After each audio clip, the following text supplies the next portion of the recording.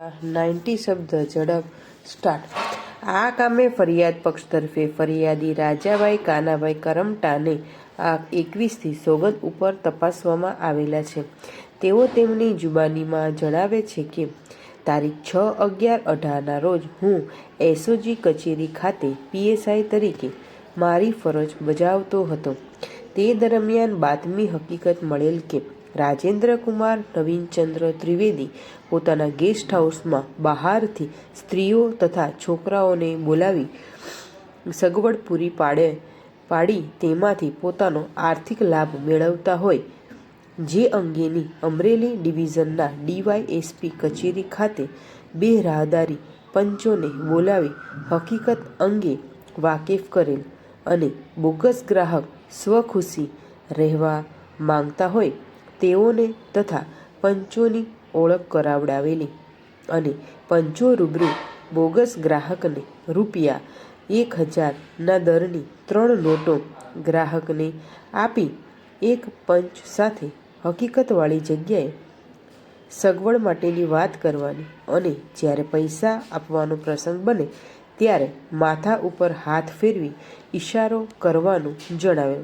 જે મુજબનું પ્રાથમિક પંચનામું કરેલ અને જેમાં નોટોના નંબરો જે તે પ્રાથમિક પંચનામામાં લખેલા। ત્યારબાદ તે નોટો બોગસ ગ્રાહકને આપી અને પંચનામાનો પહેલો ભાગ પૂર્ણ કરેલ, જેમાં બંને પંચો તથા ડીવાયએસપી શ્રીએ સહી કરેલી। વિશેષમાં આ સાહેબ જણાવે છે કે ત્યારબાદ એસઓજી કચેરીથી 2 પંચો, બોગસ ગ્રાહક તથા નાયબ પોલીસ અધિક્ષક અમરેલી નાઓ તથા હું તથા મારી સાથે પોલીસ સ્ટાફના માણસો એમ બધા હકીકતવાળી જગ્યાએ સરકારી વાહનમાં ગયેલા અને રાજકમલ ચોકથી ટાવર ચોકમાં સરકારી વાહન ઊભું રખાવેલ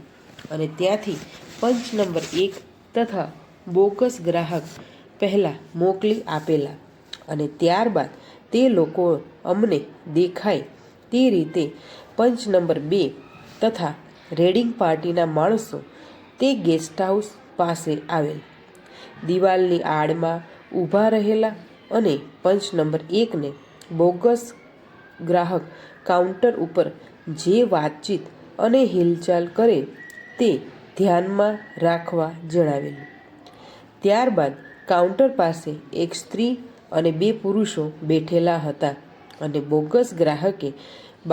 સગવડની વાતચીત બાબતે કરેલી અને ત્યાં બેઠેલ ઈસમોએ પૈસા આપવા જણાવેલ અને સ્ત્રીને ઇશારો કરી બોગસ ગ્રાહક સાથે જવા જણાવેલ,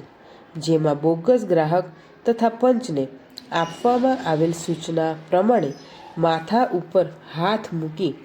ઇશારાનું નિશાન કરેલું, જેથી રેડિંગવાળા પાર્ટીવાળા માણસો તુરંત જ ત્યાં ગયેલા અને જે રૂમમાં સ્ત્રી અને પુરુષ ગયેલા હતા તે રૂમમાં પહોંચી ગયેલા અને મહિલા કર્મચારી શ્રી પીએસઆઈ નાઓ પણ સાથે ગયેલ હતા।